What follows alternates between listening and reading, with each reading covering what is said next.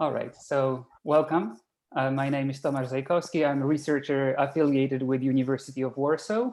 I'm currently doing my postdoc at NASA Ames Research Center, and my postdoc is sponsored by Polish Polish Ministry of Science and Higher Education. So a big shout out to those guys and to the program called Mobility Plus.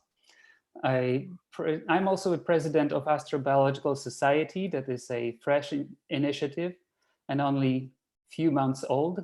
And if you're interested in this kind of topics, I would like to invite you to visit our webpage, AstroBioPL. The seminar itself, I'm going to present today, was originally prepared for a symposium organized by Adam Szewczyk from Nensky Institute of Experimental Biology, also from Polish Academia of Sciences, where I did my PhD.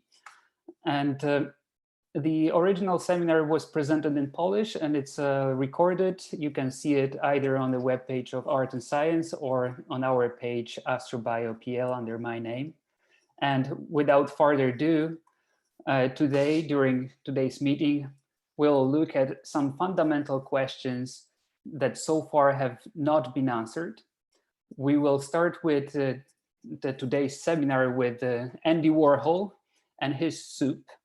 And that is because it is impossible to talk about origin of life without mentioning the primordial soup.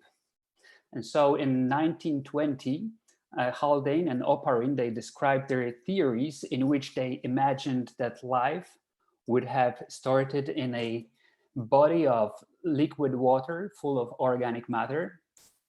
And this primordial soup, so-called, was happening so-called abiogenesis, which is supposed to occur. And this type of speculation is even older, and they go back to Darwin's time, who in 1871, in letters to his friend, described the concept according to which a life started in some warm little pond. But these ideas had no significant support until Miller and Urey conducted their famous experiment in which they simulated the conditions of early Earth. They mixed water, hydrogen, methane, and ammonia, and they passed these gases through gas tubes, treating them with electric discharge, and they managed to avoid an explosion. And on the third day, from the experiment, they isolated complex organic compounds such as amino acids that are the building blocks of proteins. And their experiment in various variants is still conducted today in many laboratories. And with this experiment, people were able to show production of, for example, nucleotides, the basic building block of DNA and RNA. But the most important thing in Miller-Urey experiment is that from this inanimate, boring matter, you can easily create something interesting, the matter that is the basis of life. And yet, even the simplest bacterium alive today is extremely complex. And it is difficult to imagine that it could arise in such a simple experiment as Miller and Urey presented. There must have been some intermediate steps that did not survive until today. But because everything on Earth is related to each other, traces of what the first organism might have looked like could have survived in organisms that live today. So today I would like to take you on a journey to the beginning of life and reflect on how did life begin. We do not know the answer to this question, but we know that what definitely did not happen, and we have a lot of hints as to what could have happened. To answer the main question, we'll ask a series of fundamental questions, and we will start from asking, when could life begin? So obviously, life on Earth could not have started before the Earth itself was formed. And it was about 4,456,000,000 years ago. Moment after our planet was formed, it collided with another planet about the size of Mars. This event melted the crust and led to the formation of our moon. When Earth's crust cooled again, it is believed that there was already water on it. But not for long, because hundreds of massive meteorites fall on Earth over the next several 100 million years. This period was called the Great Bombardment. As a result of the collisions, the oceans evaporated and the Earth's crust melted again. At that time, Earth just wasn't a good place to live, at least until things calmed down a little bit about 4 billion years ago. And this is the earliest possible time for life to begin on our planet. Fossils and chemical evidence show that microorganisms already existed on Earth about 3.7 billion years ago. This means that about that time, inanimate matter became living matter. And this is exactly what we would like to understand today. There are there are also earlier controversial evidence that life on Earth was already present some 4.1 billion years ago. For example, in this photo, we see a graphite embedded in a mineral called zircon. And this graphite has carbon isotope, typical for living organisms. But this is not a strong evidence for life. And microfossils would be much stronger evidence. But this photo also gives us an idea that if we could go back in time and look for life for the first organisms, it might be a problem for us to recognize them. This brings us to the next question we will ask today. What is life? So what exactly is life? The beginning of what are we trying to understand today? You should expect that the biologists have a decent definition of life. After all, they study life. As a biologist, I will confess that defining of life is not an easy task. Even Haldane, in one of his chapters of his books, asked the question, what is life? And immediately admitted that he has no answer to this question. But what exactly is the trouble?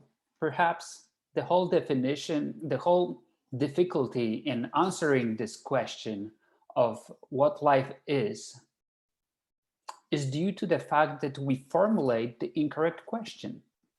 Perhaps life is not something what living organisms have, but rather something that living organisms do. And instead of asking if something is alive, we should rather ask how much this thing is alive. But let's try to create a relatively simple definition of life, just for ourselves. So many schools held class during which they list the features that life must have. The trouble is that this list describes life that we observe today. It didn't have to do all these things at the earliest stages. Fortunately, a cat-loving physicist came to aid biologists. He looked at what living organisms were doing and saw something that only physicists could see. He noted that, first of all, according to the second law of thermodynamics, the universe tends to increase its entropy. Energy and matter tend to dissipate and simplify in the whole universe. And yet, inside a living cell, everything is hugely complex and highly ordered. So physicists have learned a lot about the entropy itself since Schrodinger's time. And it seems that in our universe, increase of order is as inevitable as it is its decay. So Schrödinger defined life as counteracting entropy or maintaining disequilibrium. So living organisms are little closed chemical systems that work to maintain order. So we almost have, right now, we almost have the decent definition of life. The trouble is that this definition ignores one important feature of living organisms. Living organisms evolve. So let's take a look at this issue a little bit. We assume that the first living thing must have had information stored in some way, instruction on how to build its own individual components. These molecules are presumed to be polymers, bigger structures made of smaller components. Here is an example of biological polymer in a modern cell. Actin filament does not store information, but it's a good example on how subunits build a longer chain.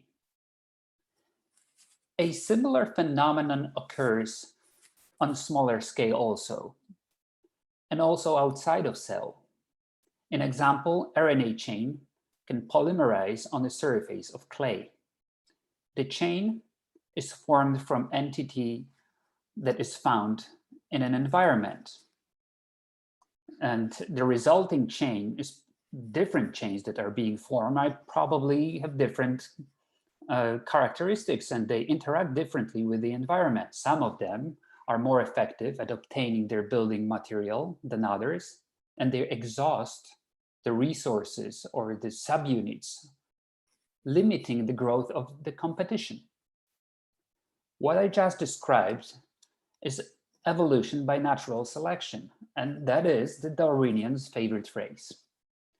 For life to develop, evolve, and even originate, this natural selection had to exist from the very beginning. In chemistry, this process is called chemical evolution. So we established that life is a product of evolution. Life probably began when molecules began to copy and evolve through natural selection. Life can thus be defined as a self-sustaining chemical system capable of Darwinian evolution. So we already have a working definition of life, and using it, we can begin to describe what we should, what should characterize the organism that we are looking for, either on early Earth or on other planets or moons. So life should counteract entropy. To do this, it should create a closed system. For example, be made of cells. It should have some kind of molecule capable of carrying information, the information on how to build its components, and this information should be able to evolve through natural selection. Let's see how it's done in our own cells. When we look at all living organisms, no matter where they are on the phylogenetic tree of life, most of cellular machinery is made up of proteins. Or our cells, like all known organisms on the planet, when they produce protein, they must copy their genes from DNA to RNA and use RNA as a template for proteins.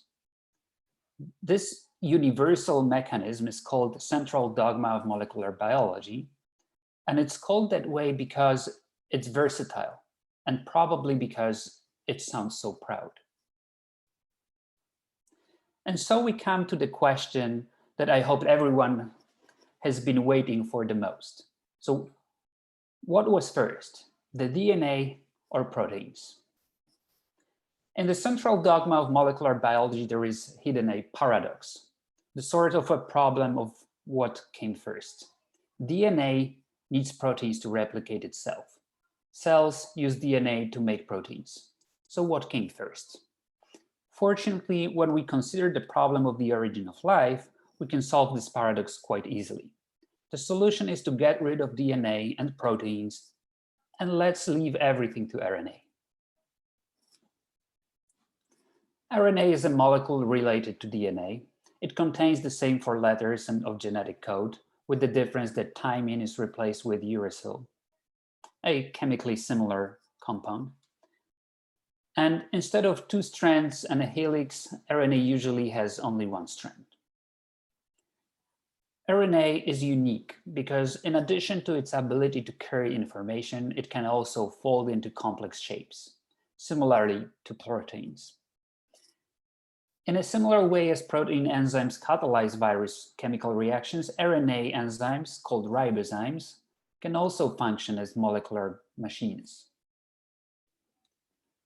A popular theory in the origin of life is so-called RNA word hypothesis, a word where RNA performed both informational and catalytical functions. For the theory to be true, even if RNA word passed, we should still be able to produce ribozymes synthetically. And indeed, in laboratories, different laboratories produce artificial ribozymes that are able to copy their own sequence. Copying is not 100% accurate, but errors are the basis of variability and natural selection. Another strong argument in favor of the RNA word hypothesis is the fact that ribosome, that is the molecular machine used to make proteins, is mostly made of RNA. RNA constitutes its oldest central part. In addition, nucleotides that are RNA components are found as a part of many different molecules that the cell uses in metabolic processes. For example, ATP shown here. Thus, the RNA word hypothesis has the potential to solve the age-old chicken or egg question. The RNA can store biological information, it can carry out enzymatic reactions, and it can evolve. We have one last question for today. So where did life begin? The question can be reduced to whether life arose on Earth or beyond it. The theory that suggests that life could have been delivered to our planet is called panspermia. However, the panspermia theory does not answer the question of how life arose, but pushes it aside. Therefore, for the purpose of our discussion, let's just assume that life arose here on Earth. The universe is full of compounds of organic matter. It is known that about a ton of this matter falls on Earth every year. And this should not come as a surprise when we realize that carbon is the 4th most abundant element in the universe. Before it, there are only hydrogen, helium, and oxygen. But where did life originate on Earth? First of all, somewhere where energy was present. The source of energy could be our sun, could be volcanoes or even underwater volcanoes. But maybe the clues needed to answer this question can once again be found in our own cells.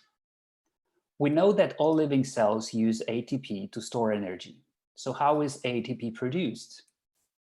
Cells accumulate hydrogen on one side of membrane and enable unidirectional flow of hydrogen atoms. And using this directional flow to move what looks like a mill wheel. This process creates a high energy bound in ATP. This mill is protein called ATP synthase. But the first cells couldn't use the enzyme because ATP synthase haven't evolved yet. But maybe they use the hydrogen gradient. So on Earth, hydrothermal vents are a free source of energy and free source of hydrogen. These chimneys are additionally covered with microscopic pockets that could serve as molds for first cells, maybe. We also know that fat molecules can form capsules that resemble cell membranes quite easily. We do not know where life originated, but for the purpose of our discussion, let's just imagine that first cell was forming on the surface of a hydrothermal vent. the energy released from the vent makes it possible for the first ribosomes to evolve, but the path to life as we know it remains very long. This primitive life has to replace information storage in RNA with DNA. Instead of using ribozymes, it has to start using proteins. It has to develop efficient ways of storing energy. Eventually, the first cell that masters all of this will be called FUCA, the first universal common ancestor. And it will continue to develop and eventually become LUCA, the last universal common ancestor. And our journey today ends with LUCA. And although the story I told you has a lot of missing parts, it is based on processes that we discovered or which we are able to recreate. In conclusion, it seems that life is something that just happens and will continue happening as long as there are right conditions on Earth or anywhere else. So thank you very much.